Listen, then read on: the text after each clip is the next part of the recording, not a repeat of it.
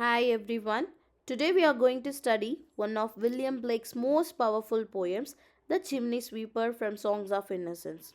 Although the poem appears simple and childlike, it is actually a sharp criticism of 18th century English society. Blake discusses child labor, poverty, religion, innocence, and social injustice through the voice of a young chimney sweeper. William Blake was one of the greatest romantic poets. Unlike many writers of his time, he strongly opposed social injustice and he believed that society often destroys the innocence of children. The Chimney Sweeper was published in Songs of Innocence. Blake later wrote another poem with the same title in Songs of Experience, presenting a darker perspective. And today's poem represents the innocent viewpoint of a child who accepts suffering without fully understanding the cruelty around him. Historical background: to understand the poem, we must understand its historical context.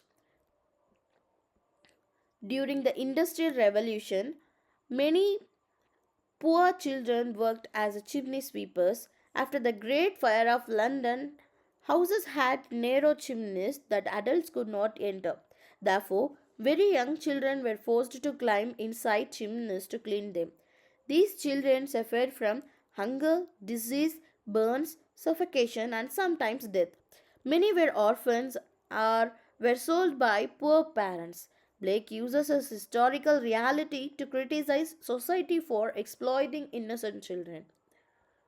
Regarding summary of this poem, the speaker tells us that his mother died when he was young. His father sold him into chimney sweeping before he could even pronounce the word sweep correctly. He then introduced another young boy named Tom Decker. Tom cries because his beautiful curly hair has been shaved. The speaker comforts him by saying that without hair, suit cannot spoil its beauty. That night, Tom dreams. In his dreams, thousands of chimney sweepers are locked inside the black coffins. An angel appears carrying a bright key. The angel opens the coffins. The children run freely across green fields, wash in rivers, shine in sunlight, leave behind their chimney's bag, and rise into the clouds. So the angel tells Tom that if he is a good boy, God will become his father. The next morning, Tom wakes up happy. Although nothing has changed in reality, both boys return to work. The poem ends with the famous ironic line, "So, if all do their duty, they need not fear harm." This line is deeply ironic because doing their duty does not actually protect the children from the suffering. Major themes of this poem: child labor, innocence, poverty, religion and redemption, freedom, death, hope versus reality. The central theme is exploitation of children. Instead of enjoying childhood, these boys are forced into dangerous labor. Innocence: the speaker never openly complains. His innocence makes the poem even more tragic because readers recognize the injustice that he cannot fully understand. Poverty: the children's suffering begins with poverty. Their parents have no choice or no choose to sell them for survival. Religion: the angel promises heavenly happiness. Blake raises an important question: does religion genuinely comfort suffering people, or does it encourage them to accept injustice? Hope versus reality: Tom's dream offers freedom. Reality offers suit, cold mornings, and hard work. The contrast between dream and reality creates the emotional power of the poem. Symbolism: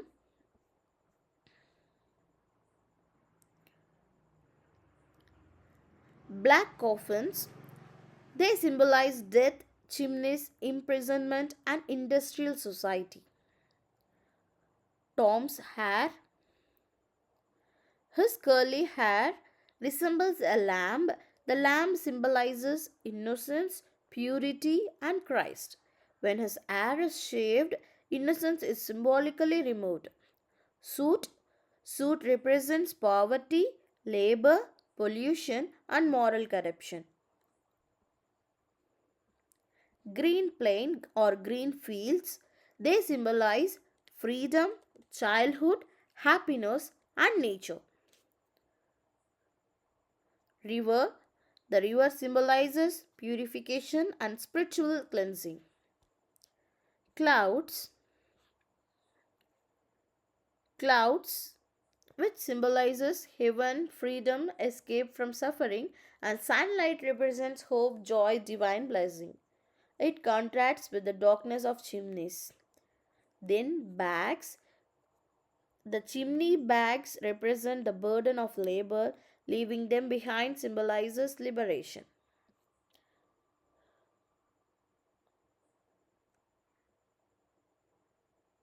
Next, literary devices. Blake used several poetic devices like simile, curl like a lamb's back. So, comparison here made with a word like, which emphasizes innocence, gentleness, and purity. Symbolism, many objects represent larger ideas. Example, lamp, suit, coffins, angel, river, and clouds. Next, epizeuxis, the repeated word which emphasize sorrow, grief, and continuous suffering. Next, sibilance, a repeated S sound imitate sweeping brushes, soot, whispering, and sadness. Example, so your chimneys I sweep, and in soot I sleep. The next poetic device is assonance. Repeated vowel sounds create musical rhythm and emotional effort. The next poetic device is consonants. Blake frequently repeats consonant sound. Example, locked up in coffin of Blake. The harsh case sound presents here.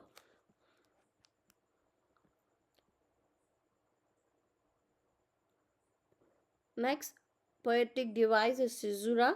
Blake frequently interrupts lines using commas and punctuations. Like slow reading. These passages helps to slow reading, create emotion and emphasize important ideas. Next, end stop lines. Most lines end with punctuation. This gives each statement certainly while also creating emotional pauses.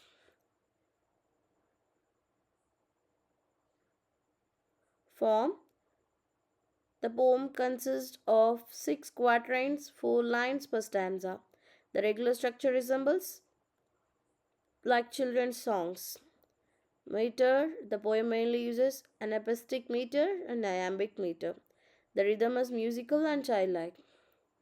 Rhyme scheme is AABB. Setting. The poem is set in industrial London one night and the following morning. The dream creates the contrasting setting of green fields, rivers, sunshine, heaven.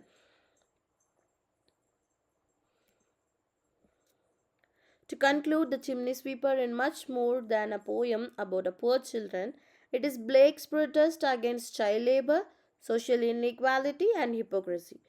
Through the innocent voice of a child, Blake exposes the cruelty of society while reminding us that every child deserves the dignity, freedom, and happiness. As students of literature, we should remember that great poetry is not merely beautiful language, it is a powerful voice against injustice. Thank you.